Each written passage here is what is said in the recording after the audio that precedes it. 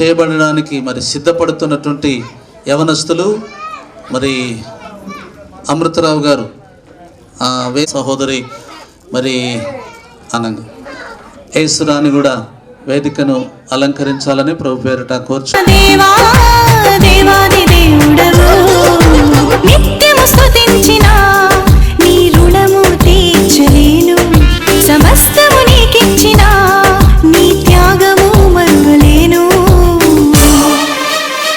వేదికను అలంకరించాలని ప్రభు పేరిట వారిని ఆహ్వానిస్తున్నాను. మూడవది దేవుని సేవకులు, దైవజనులు, నూతన యెరూషలేం సంఘములో సంఘ కాపరిగా వాడబడుతున్న దేవుని సేవకులు మరి టి సాల్మోనయ్య గారు కూడా వేదికను అలంకరించాలని ప్రభు పేరిట వారిని కోరుచున్నాను. అయ్యా అక్కడ కూర్చోండి, నేను అక్కడ ఖాళీలుగా వాడబడుతూ ప్రభు పరిచర్యలు మరి పాలు పొందుతున్న యవనస్తులు మరి మరి ఈ కార్యక్రమము ఈరోజు ఇప్పుడు జరుగుతున్న ఆరంభిస్తున్న ఈ కార్యము క్రైస్తవ యొక్క పద్ధతి ప్రకారముగా వాక్యానుస్వరముగా ప్రార్థన పూర్వకముగా ఈ కార్యం నిర్వహించటము జరుగుతుంది. మరి వేదికను అలంకరించిన సహోదరుడు యవనస్తుడు మరి అమృతరావు మల్లేశ్వర ప్రేమానందం సుగుణ వారి కనిష్ట చిన్న కుమారుడు అమృతరావును బట్టి దేవుని స్తుతిస్తున్నాం. ఇదే గ్రామ అంటే సూరంపల్లి గ్రామ వాస్తవ్యులు మరి యేసురాని వారి తల్లిదండ్రులు అనగా తోడంగి ఎల్లం ఆంధ్రయ్య పెంట వసువార్త వారి కనిష్ట కుమార్తె యేసురానిని బట్టి దేవునికి మహిమ కలుగునుగాక.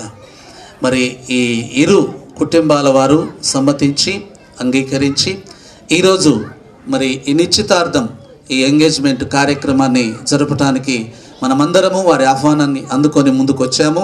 మంచిది. వారు ఈ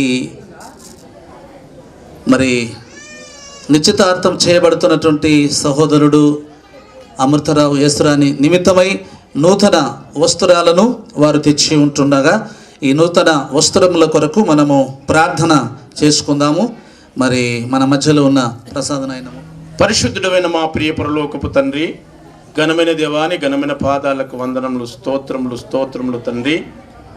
నీ అనాది కాల సంకల్పము చొప్పున ప్రభువా, నరుడు ఒంటరిగా ఉండుట మంచిది కాదు అని నీవు అనాడే మా తండ్రి గుర్తించి నాయన జతపరిచినటువంటి దేవుడు గనుక నీకు స్తోత్రాలు చెల్లించుకొనుచున్నాం.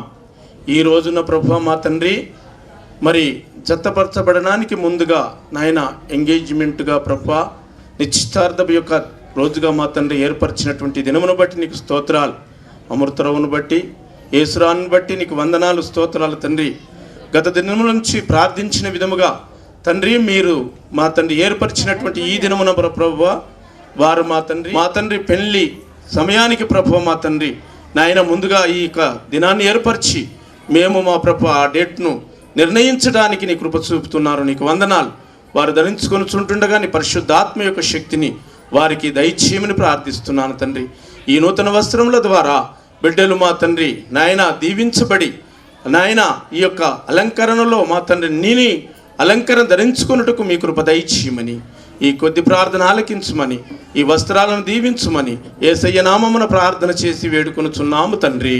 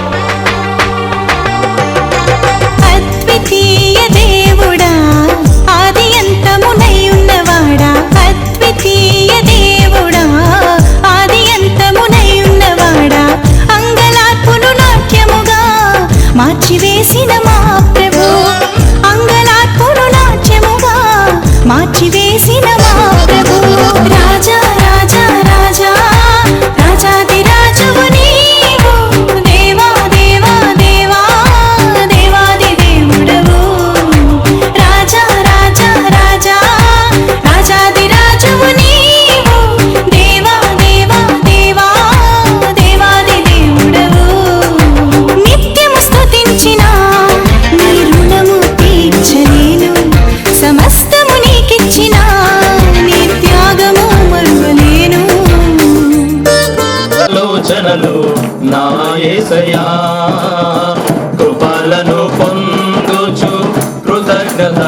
కలిగి స్తుతులర్పించెదనుందుచు కృతజ్ఞత కలిగి స్తుతులర్పించెదను అన్ని వేళలా అనుదినము నీ అనుగ్రహమే ఆయుష్కాలము నీ వరమే అనుదినము నీ అనుగ్రహమే ఆయుష్కాలము నీ వరమే ఘనమైనవి నీ కార్యములు నా ఎడల స్థిరమైనవి నీ ఆలోచనలు నా యేసయ్యా ఘనమైనవి నీ కార్యములు నా ఎడల స్థిరమైనవి నీ ఆలోచనలు నా యేసయ్యా ఏ తెగులు సమీపించనీయక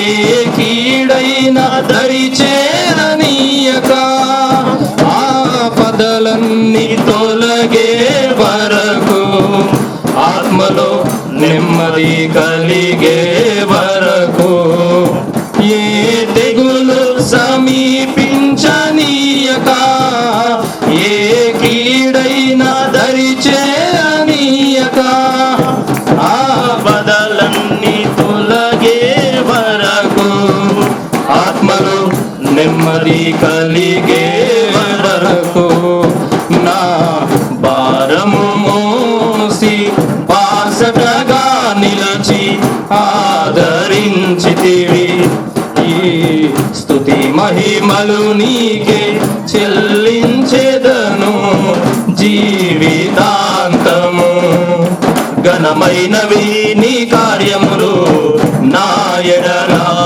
స్థిరమైనవి నీ ఆలోచనలు నా యేసయ్యా ఘనమైనవి నీ కార్యములు నా ఎడల స్థిరమైనవి నీ ఆలోచనలు నా యేసయ్యా నాకు ఎత్తైన కోటవు నీవే నన్ను కాపాడు కేడము నీవే ఆశ్రయమైన బండవు నీవే శాశ్వత కృపకారము నీవే నాకు ఎత్తైన కోటవు నీవే నన్ను కాపాడు కేడము నీవే ఆశ్రయమైన బండవు నీవే శాశ్వత కృపకారము నీవే నా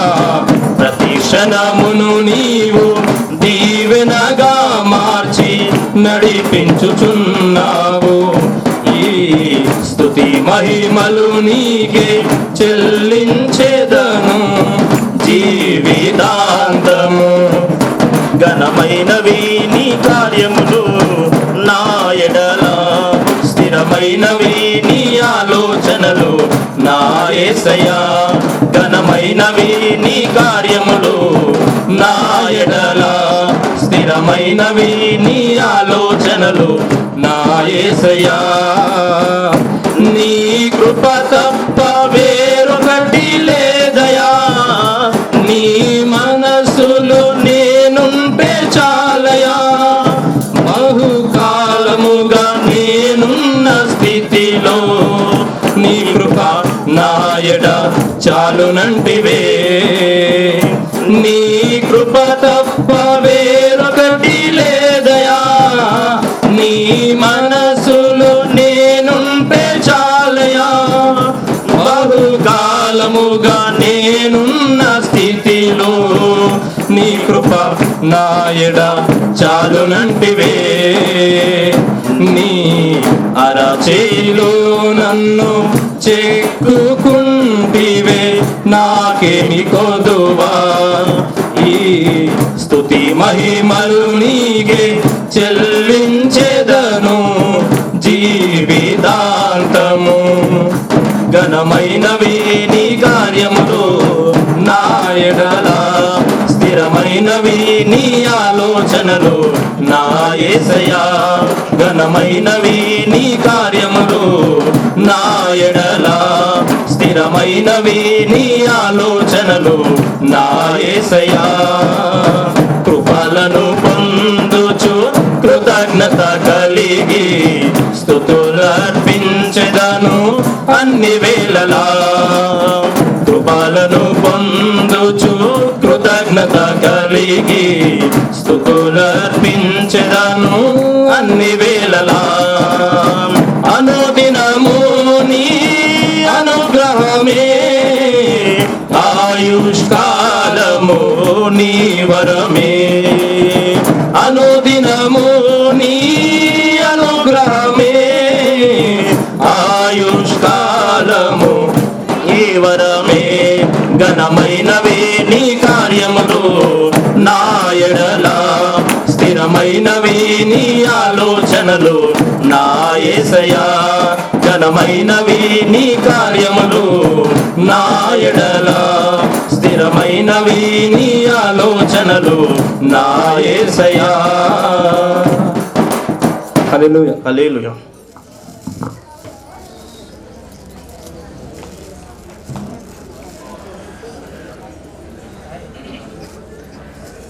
ద్వితీయ సత్యవంతుడా నిరంతరం స్తోత్రార్హుడా, అల్ఫా ఓమేగయైన మహిమాన్వితుడా. అద్వితీయ సత్యవంతుడా నిరంతరం స్తోత్రార్హుడా, రాత్రిలో కాంతి కిరణమా పగటిలో కృపా నిలయమా, నవదిమి వరకు నన్నాదరించే సత్యవాక్యమా, నాలో స్నేహమైన సౌఖ్యమై నన్ను నడిపించే నా యేసయ్యా. నాకు స్నేహమైన సౌఖ్యమై నన్ను నడిపించే నా యేసయ్యా. అల్ఫా ఓమేగయైన మహిమాన్వితుడా, అద్వితీయ సత్యవంతుడా నిరంతరం స్తోత్రార్హుడా, అల్ఫా ఓమేగయైన మహిమాన్వితుడా. ద్వితీయ సత్యవంతుడా నిరంతరం స్తోత్రార్హుడా, కనికర పూర్ణుడా నీ కృపా బాహుల్యమే. ఉన్నతముగా నిన్ను ఆరాధించుటకు కనికర పూర్ణుడా నీ కృపా బాహుల్యమే. ఉన్నతముగా నిన్ను ఆరాధించుటకు అనుక్షణమున నీ ముఖ కాంతిలో నిలిపి నూతన వసంతములో చేర్చెను. కనికర పూర్ణుడా నీ కృపా బాహుల్యమే. ఉన్నతముగా నిన్ను ఆరాధించుటకు అనుక్షణమున నీ ముఖ కాంతిలో నిలిపి నూతన వసంతములో చేర్చెను. జీవించదని కొరకే హర్షించెదనిలోనే, జీవించదని కొరకే హర్షించెదనిలోనే. అల్ఫా ఓమేగయైన మహిమాన్వితుడా, అద్వితీయ సత్యవంతుడా నిరంతరం స్తోత్రార్హుడా, అల్ఫా ఓమేగయైన మహిమాన్వితుడా, అద్వితీయ సత్యవంతుడా నిరంతరం స్తోత్రార్హుడా. తేజోమయుడా నీ దివ్య సంకల్పమే ఆశ్చర్యకరమైన వెలుగులో నడుపుటకు.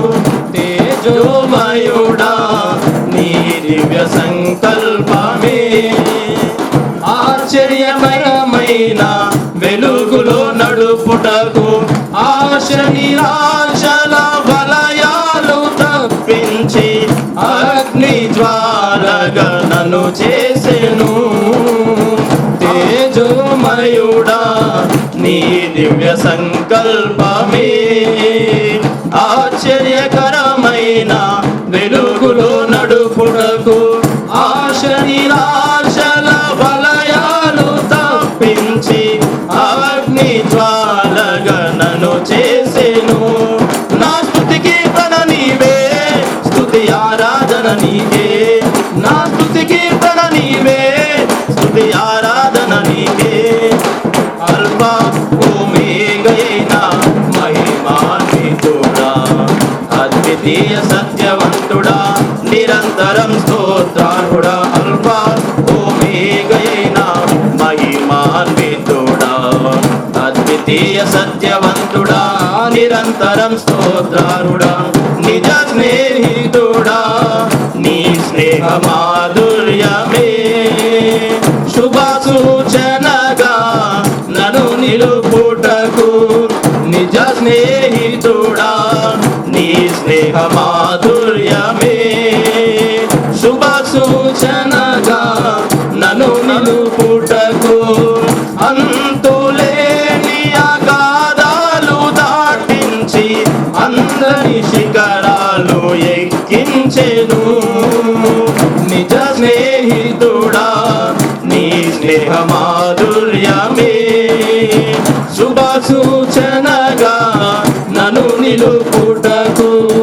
అంతులేని అగాధాలు దాటించి అందని శిఖరాలు ఎక్కించెను నా చెలిమి నీతోనే నా కలిమి నీలోనే నా చెలిమి నీతోనే నా కలిమి నీలోనే అల్ఫా ఓమేగైన మహిమాన్వితుడా అద్వితీయ సత్యవంతుడా నిరంతరం స్తోత్రార్హుడా అల్ఫా ఓమేగైన మహిమాన్వితుడా అద్వితీయ సత్యవంతుడా నిరంతరం స్తోత్రార్హుడా రాత్రిలో కాంతి కిరణమా పగటిలో కృపా నిలయమా ముదిమి వరకు నన్నాదరించే సత్యవాక్యమా నాతో స్నేహమై నా సౌఖ్యమై నన్ను నడిపించే నా యేసయ్యా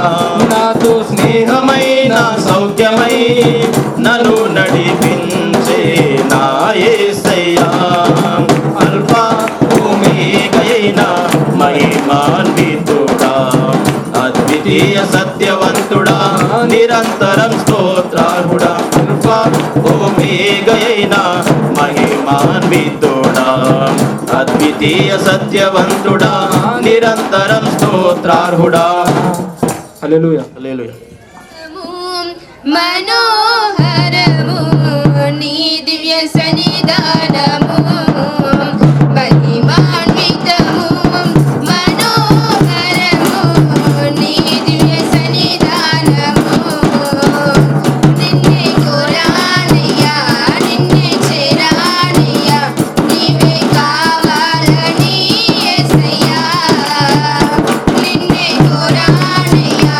నిన్నే చేరానయ్యా నీవే కావాలని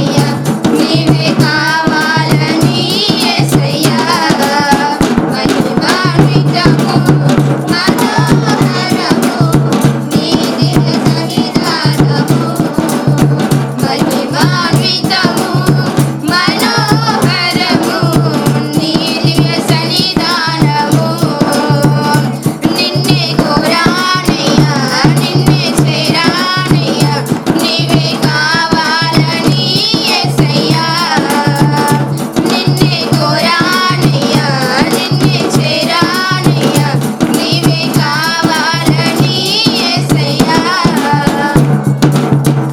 హల్లెలూయా.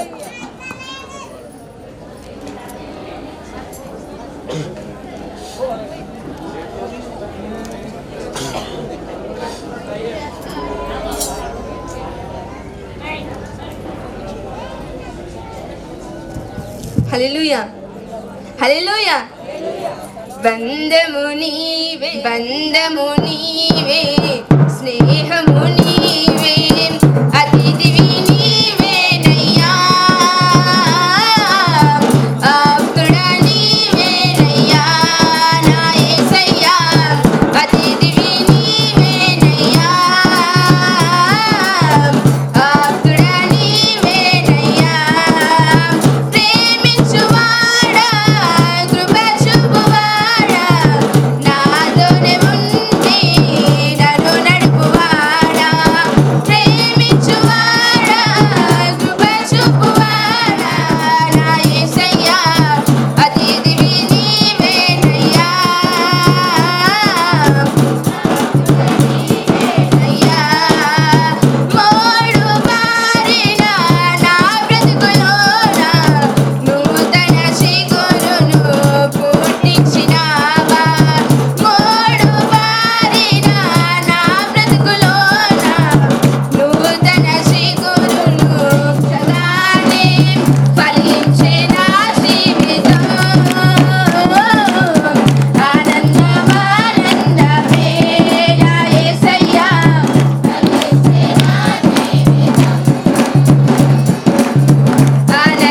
ఆనందమానందమే బంధము నీవే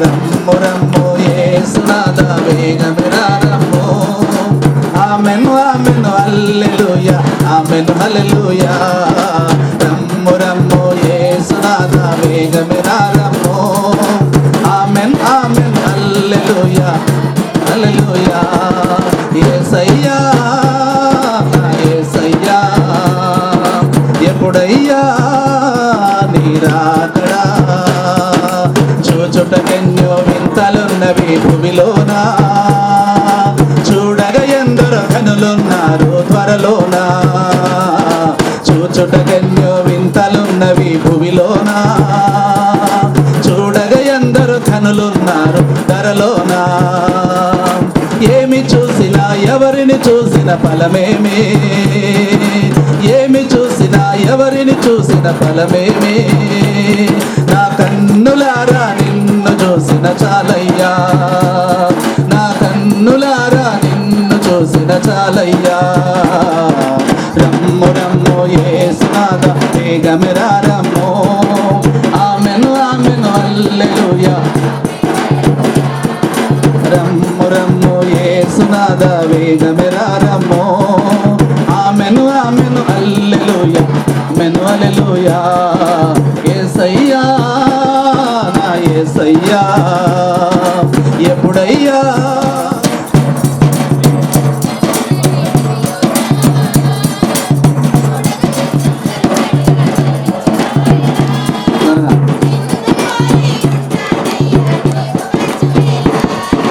అనంతమైన మార్పులేని దేవుడా మాకు సరిపోయిన వాడా మార్పులేని దేవుడా మాకు సరిపోయిన వాడా మాటతోనే సృష్టినంతా కలుగజేసిన పూజుడా మాటతోనే సృష్టినంతా కలుగజేసిన పూజుడా రాజా రాజా రాజా రాజాది రాజువు నీవు దేవా దేవా దేవా దేవాది దేవుడవు రాజా రాజా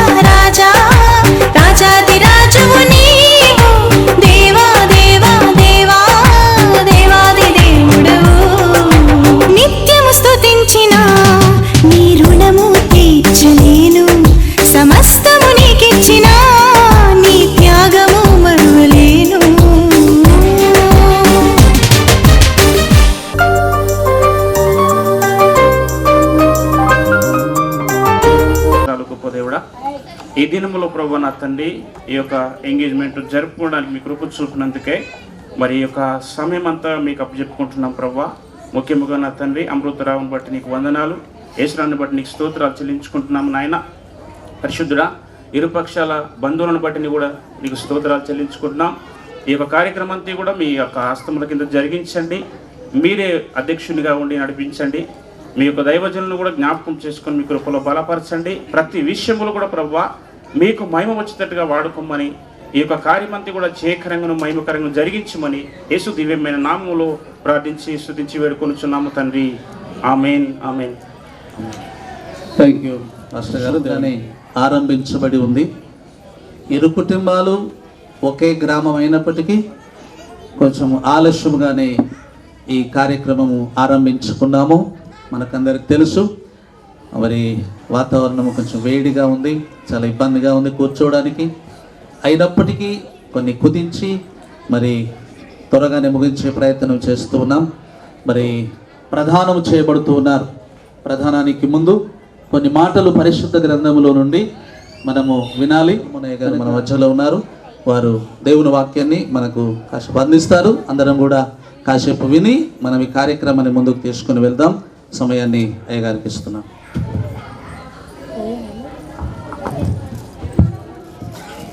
యేసుక్రీస్తు పేరిట కూడి వచ్చిన మీ అందరికీ నా యొక్క హృదయపూర్వకమైన వందనాలు చెల్లిస్తున్నాను.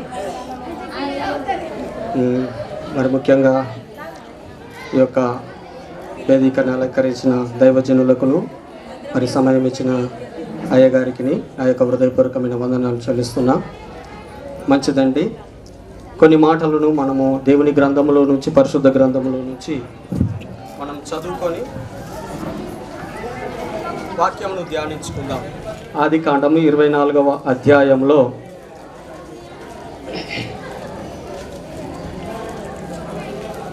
ఆదికాండము 24వ అధ్యాయము 12వ వచనం నుంచి 16వ వచనం వరకు మనం చదువుకుందాం.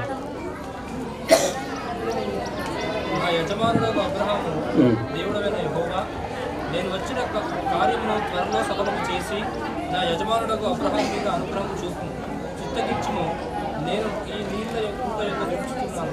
ఈ ఆయన నామమును బట్టి నీకు వందనాలు. చదువుబడిన లేఖనాన్ని మీరు జ్ఞాపకం చేసుకోండి తండ్రి. అయ్యా, ఇక్కడ కూడి ఉన్న వారందరూ నీ బిడ్డలకు అర్థమయ్యే రీతిగా మీరే వివరించమని, నన్ను మాత్రం మరుగుపరిచి నీ యొక్క సాధనముగా, మైకుగా, బూరగా వాడుకొని నీ పరిశుద్ధాత్మ అభిషేకం చేత మమ్మల్ని అందరిని నింపి దర్శించమని, అర్థం చేసుకునే మనసును, గ్రహించే హృదయమును మా అందరికీ అనుగ్రహించి నడిపించమని యేసయ్య నామమున అడిగి వేడుకుంటున్నాము తండ్రి. ఆమేన్. హల్లెలూయా. ప్రియులారా, ఈ వాక్యంలో మనం చూసినట్టయితే, అమ్మ డిస్టర్బ్ ఏం చేయొద్దు, నేను కొద్దిగా ఎక్కువ ఏం చెప్పాను, 10-15 నిమిషాలలో వాక్యం ముగించుకుందాం. మందిరంలో కానీ ఎక్కడ కానీ లొల్లి పెట్టొద్దు, జరసేపు కొద్దిసేపు. అబ్రహాముకు ఏకైక కుమారుడైనటువంటి ఇసాకుకు వివాహము చేయాలని తన తండ్రి అయినటువంటి అబ్రహాము నిశ్చయించుకున్న సమయంలో అతడు నిండు వృద్ధుడై ఉన్నాడు, ఎటు ఎగలలేని పరిస్థితిలో ఉన్నప్పటికీ తన దాసుడైనటువంటి ఎలియాజరును పిలిచి ఆ యొక్క తన యజమానుడు ఏమి బోధించాడో ఆ మాట ప్రకారంగా ఈ యొక్క దాసుడు ఎలియాజరు వెళ్ళి ప్రయాణం చేశాడు. అదందరికీ మనకు తెలిసిన విషయమే.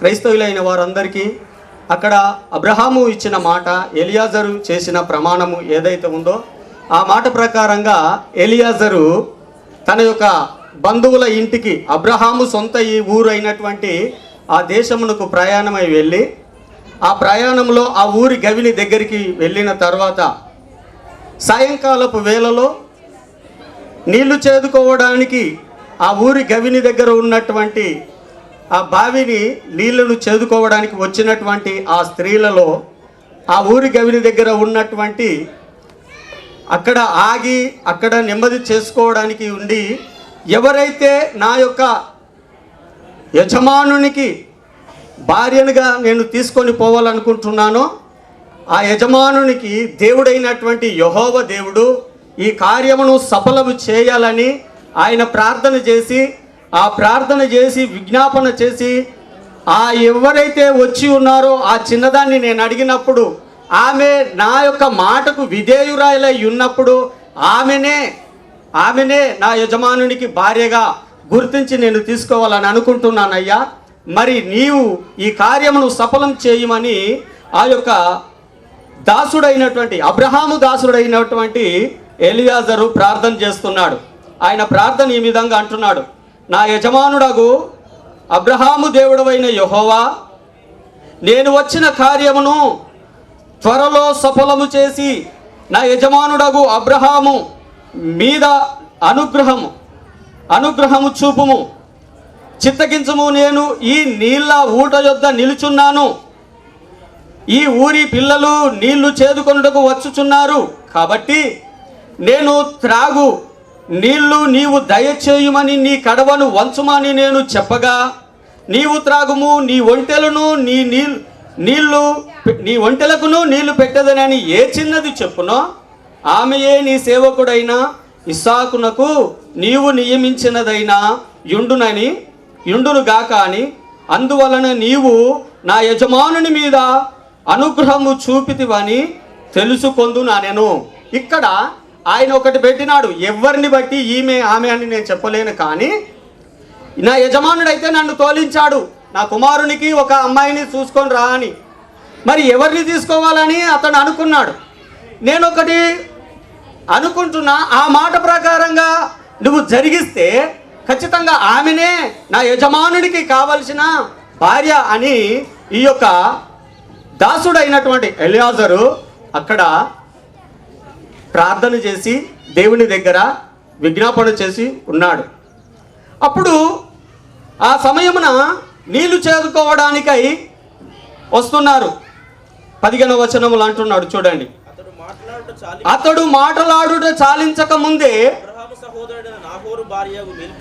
అబ్రహాము సహోదరుడైనటువంటి నాహోరు భార్యయగు మిల్కా కుమారుడైన బెతూయేలుకు పుట్టిన రిబ్కా అనే అమ్మాయి కడవను భుజం మీద పెట్టుకొని వచ్చెను.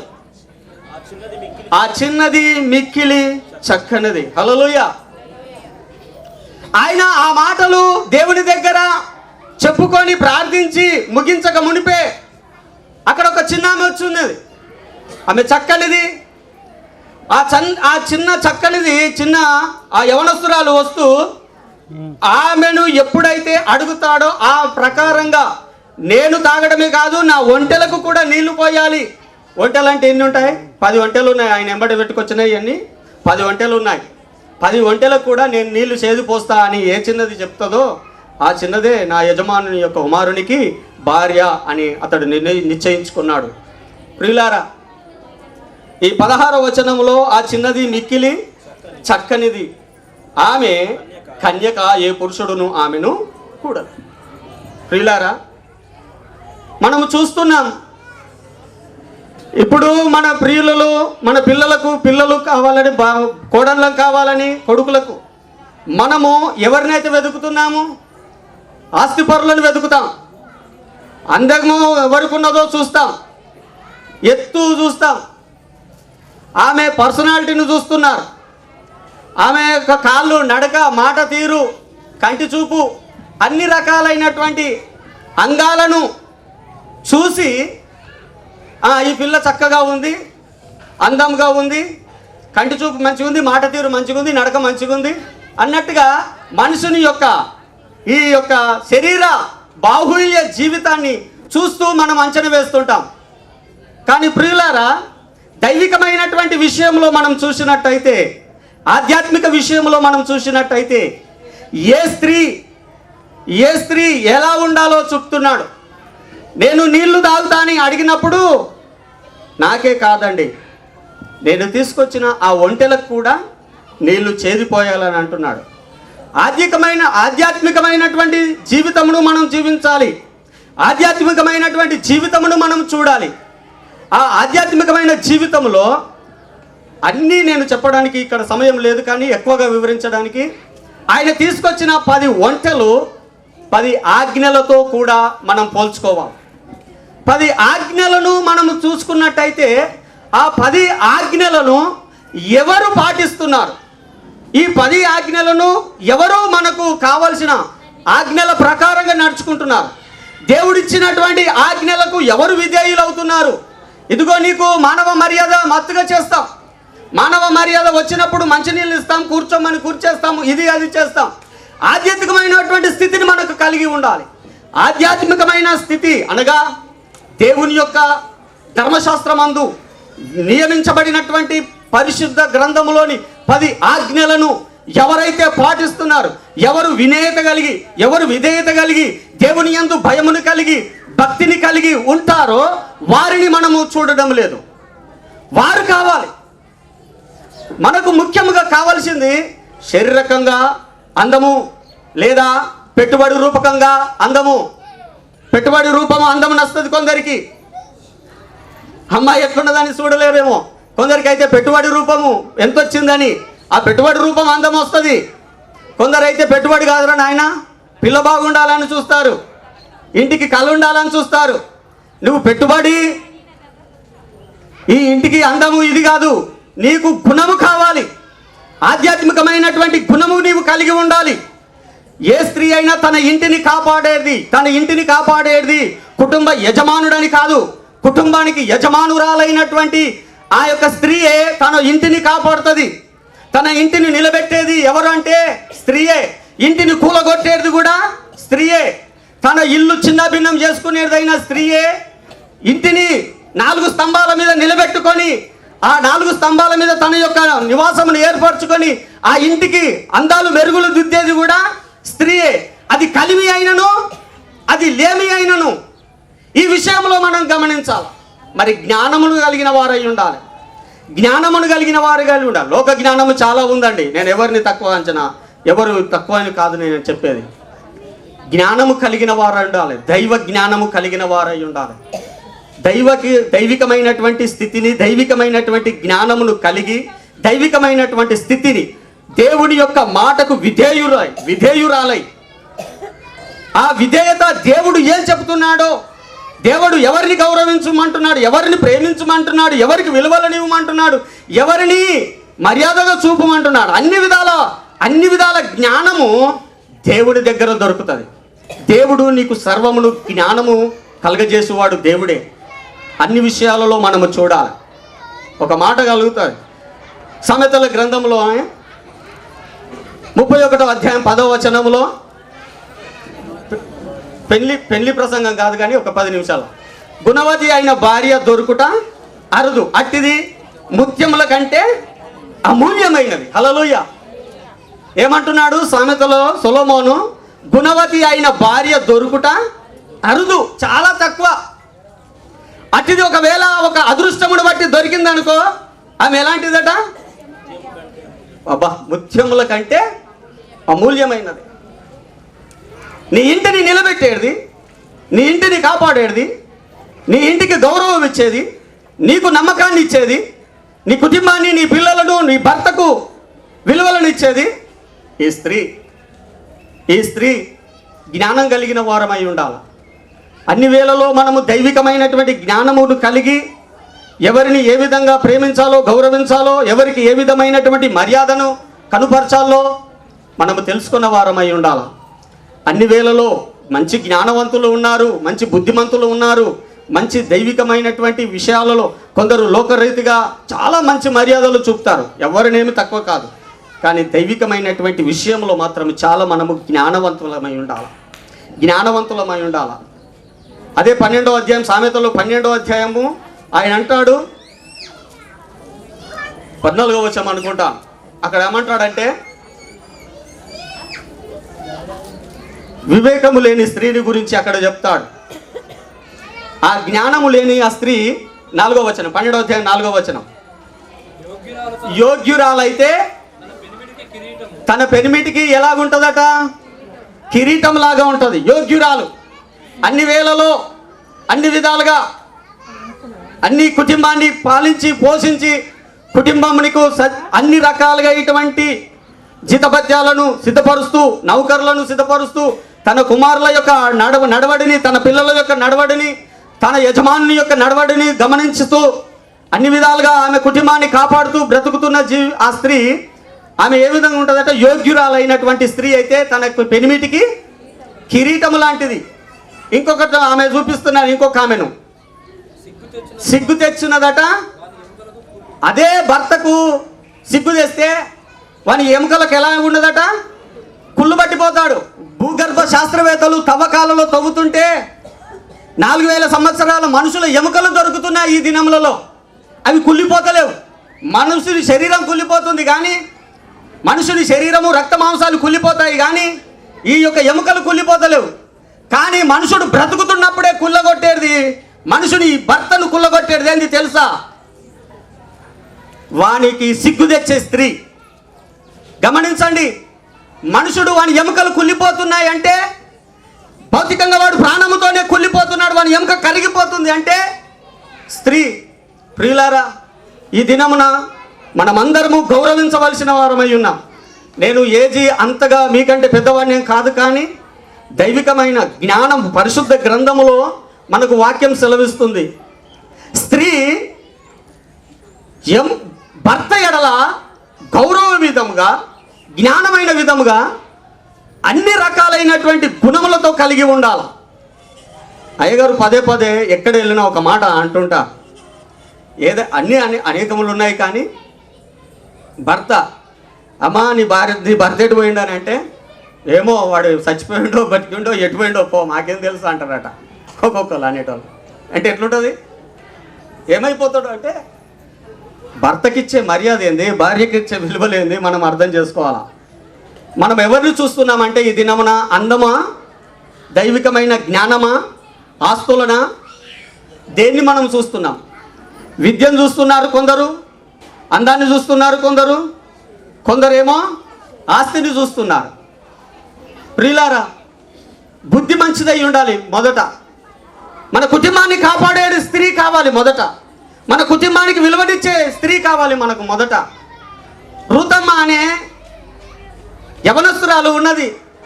భర్త చనిపోయినప్పటికీ ఆ పరిశుద్ధ గ్రంథంలో ఆ ఉన్న రూతమ్మ ఏ విధంగా ఉందంటే, మొన్నుపటి ప్రవర్తన కన్నా వెనుకటి ప్రవర్తన మరీ మిక్కిలి ఎక్కువైనదని చెప్తాది పరిశుద్ధ గ్రంథంలో. చక్కగా ఉంటుంది అంటాడు.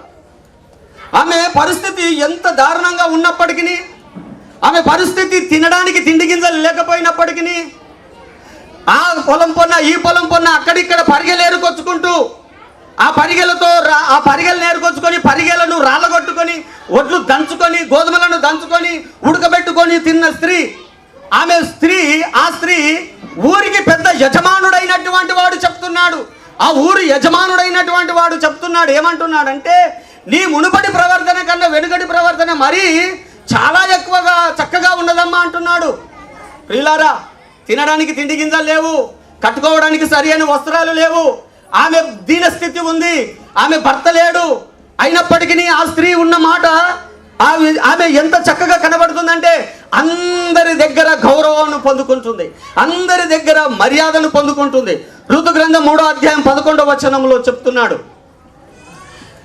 ఋతు గ్రంథం 3వ అధ్యాయం 11వ వచనంలో ఈ చిన్న ఒక రెండు ఈ మాటను చదువుకొని మనం ముగించుకుందాం. అయ్యగారు మేము ఇచ్చిన సమయం అయిపోయింది అనుకుంటాను, క్షమించాలి. ఋతు గ్రంథం 3వ అధ్యాయం 11వ వచనం.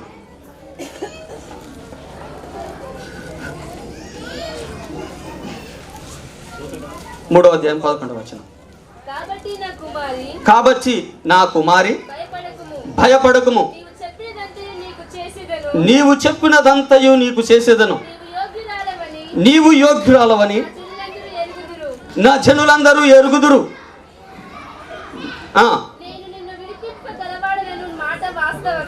10వ వచనం చదవండి దయచేసి. 10వ వచనం. అతడు నా కుమారి యెహోవా చేత నీవు దీవెన నంది ఉన్నావు, కొద్దివారినే గాని గొప్పవారినే గాని నింపడపోతే నాకు ధనం సంపదలు దొరుకుతుందని కానీ లేదు, ధనవంతులు కాకుండా ఇంకా నన్ను ఎక్కువగా ప్రేమించేవారు నేను యవనస్తురాలను కదా, నా అందాన్ని చూసి ఇంకెవరైనా వస్తారా అన్నట్టుగా నువ్వు ఇంకెవరినో తక్కువ వారిని కానీ అటు ఎక్కువ వారిని కానీ ఇటు తక్కువ వారిని కానీ కాదు, నీవు దేవుని యొక్క జ్ఞానములో పెరిగి ఉన్నావు, యెహోవా దీవెన నీ మీద ఉంది, దేవుని యందు భయము భక్తి కలిగి నువ్వు నడుచుకుంటున్నావు బిడ్డ. నీ మునుపటి ప్రవర్తన కంటే సత్ప్రవర్తన కంటే వెనుకటి సత్ప్రవర్తన మరీ ఎక్కువ అయినది. హల్లెలూయా. మునుపటి సత్ప్రవర్తన కంటే, మంచి ప్రవర్తన కంటే ఇంకా నీ యొక్క నడవడి నేను గమనిస్తున్నాను, మరీ ఇంకా ఇప్పుడు ఇంకా నువ్వు ఇంకా మంచి ప్రవర్తన కలిగి ఉన్నావని నేను అనుకుంటున్నాను. ఆ బిడ్డను, ఆ యొక్క రూతమ్మను అనే ఆమెను ఆ యొక్క యజమానుడు మాట్లాడుతున్నాడు. ప్రియులారా, మనము జ్ఞానవంతులం అనేది, మనము బుద్ధిమంతులం అనేది, మనము ఎవరిని చూసి మెచ్చుకోవాలి, ఎవరిని చూసి ఆశపడాలి, మన యొక్క జీవితంలో మనం ఎవరి ఎడల మనము ఎవరిని, ఏ స్త్రీని మనం తీసుకోవాలని చూసినట్టయితే దేవుని యందు భయభక్తులు కలిగిన వారిని చూడాలి. అబ్రహాము గారు అన్నారు, నేను నివసించు ఈ దేశము కాకుండా నా స్వజనము దగ్గరికి వెళ్ళయ్యా, నా స్వజనం ఎక్కడున్నదో అక్కడికి వెళ్ళి ఆ దేశంలో ఉన్న నా సొంత జనంలోనికి, నా సొంత జాతి, నా సొంత ప్రజల దగ్గరికి, నా రక్త సంబంధుల దగ్గరికి వెళ్ళి ఆ రక్త సంబంధులతో అక్కడున్న ఆ అమ్మాయిలలో ఒక అమ్మాయిని తీసుకురమ్మని చెప్పాడు. ప్రియులారా, ఇప్పుడు మనము ఇక్కడ ఏ రకమైనటువంటిది కాదు, కానీ అబ్రహాము చెప్పింది నా యొక్క రక్త సంబంధులు అంటున్నాడు. ప్రభు అయినటువంటి యేసుక్రీస్తు బిడ్డలైనటువంటి మనమందరము కూడా క్రీస్తు యొక్క రక్త సంబంధులను మనము వెతకాలి. క్రీస్తు యొక్క జ్ఞానమును కలిగిన వారిని కనుగొనాలి. క్రీస్తు యొక్క దైవిక లక్షణమును ఏ స్త్రీ పురుషులకు ఉన్నదో వారిని మనం కనిపెట్టి ఆ స్త్రీలను దైవ జ్ఞానము కలిగిన వారిని మనం వెతకాలి. రక్త సంబంధి అనగా క్రీస్తు యొక్క రక్తంతో కడగబడిన స్త్రీ పురుషులను మనం కనిపెట్టి వారితోనే మనము ఈ యొక్క సంబంధము కలుపుకోవాలి. అటువంటిదే దేవుడు మనకు హెచ్చరిస్తున్నాడు. మనకు పెళ్లిలో పిల్లలకు కావలసిన హెచ్చరికలు ఇస్తారు, కానీ దేవుడు ఇచ్చినటువంటి మనకు కావలసిన దేవుని యొక్క జ్ఞానము, మనం ఎవరిని చూస్తున్నాము, ఎవరిని వెతుకుతున్నాము అనే కాకుండా దేవుని యొక్క జ్ఞానమును కలిగిన స్త్రీలు కానీ పురుషులను కానీ మనం ఉందాం. మన పిల్లలను దేవుని యొక్క దైవికమైనటువంటి భయము భక్తిలో మనము పెంచుదాం. ఈ వాక్యానుసారమైనటువంటి జీవితము మన యవనస్తులు, మన బిడ్డలు, మనము కలిగి ఉందాం. దేవుడి యొక్క చిన్న వాక్యమును దీవించి ఆశీర్వదించునుగాక. మహిమ కలుగునుగాక. థ్యాంక్ యూ ఫాస్టర్ గారు. దేవుని వాక్యమును మనం విని ఉంటున్నాము. దయచేసి అందరూ ముగింపులోనికి మనం విచ్చేస్తూ ఉన్నాము. సమయము ఆసన్నం అవుతూ ఉంది, కొంచెం వేడిగా ఉంది. అన్ని దృష్టిలో పెట్టుకొని మరి దేవుని సేవకులు మనకు వాక్యమును అందించి ఉంటున్నారు. దయచేసి మరి చాలామంది ఈ క్రైస్తవ యొక్క ఈ నిశ్చితార్థం లేకపోతే ఈ ఎంగేజ్మెంటు, ఈ పూలు పండ్ల కార్యక్రమం చూసిన వారు చాలామంది ఉన్నారు. చూడని వారు ఇంకా ఎవరైనా కొత్తగా ఈరోజే రావచ్చు, నాకు తెలియదు. ఏది ఏమైనప్పటికీ ఈ కార్యము వాక్యానుస్వారముగా ప్రార్థన. మీ మోకాలు ఎట్లా చూడు, దుంప మోకాలు వేసుకుని ఇట్లా ఎప్పుడు ముగిస్తాడు రా, ఎప్పుడు వంకాయ ఆలుగడ్డ తిందాం రో, సాంబార్ పూలు మీరు అనుకుంటారు. తింటారు, అందరు తిందాం. దేవునికి స్తోత్రం. వాళ్ళు ఎలా ఉన్నారు చూడండి, అందరు హ్యాపీయా? దేవునికి స్తోత్రం కలుగును గాక. చాలా చక్కటి వాక్య సందేశాన్ని మనం విన్నాము. కనుక మనకు తెలిసిన పరిచయమైన వాక్యము హోషేయ గ్రంథం 2:19 ఉన్న మాటను జ్ఞాపకం నేను మీకు తెలియజేసి ముగించేస్తాను. దేవునికి మహిమ కలుగును గాక. చూడండి, పరిశుద్ధ గ్రంథములో వ్రాయబడి ఉన్న మాట. బైబిల్ గ్రంథం అంటే చాలా శ్రేష్టమైన గ్రంథం. బైబిల్ గ్రంథం అంటే దీనికి ఇక్కడ పైన పేరు ఉన్నది, పరిశుద్ధ గ్రంథం అని రాయబడి ఉంది. పరిశుద్ధ గ్రంథం, పవిత్రమైన గ్రంథం. ఈ ప్రపంచంలో అనేకమైన గ్రంథాలు, వేదాలు, పుస్తకాలు, పురాణాలు ఎన్నో రాయబడినప్పటికీ పరిశుద్ధ గ్రంథముని ఈ బైబిల్కు మాత్రమే నామకరణం, పేరు పెట్టడం జరిగింది. వేరే ఏ గ్రంథానికి కూడా పరిశుద్ధ గ్రంథమని నామకరణము చేయబడలేదు. ప్రియులారా, ఈ గ్రంథము మరి 40 మంది ప్రవక్తల చేత